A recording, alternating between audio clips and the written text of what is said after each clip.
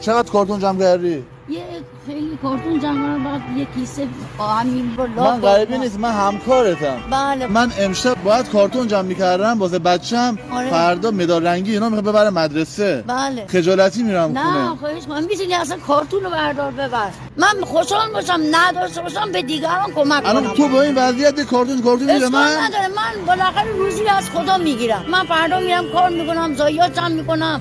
من از خدا میخوام تو ببری. من خوشحال میشم دیگران رو کمک کنم. من نمیدونم امثال شما چقدر قلبشون پاک و بزرگه. دارم روی مخصوص زد میکنم. بله. خودم نداشته باشم ما یه مبلغی جمع کردیم. من اصلا پولم نمیخوام. من به خدا ایشالله خدا سلامتی بده به شما. این زیاد نیست. من دارم شما شیرینی میدم مادر منه. خواهش میکنم. بفرما. ایشالله سلامتی داشته باش.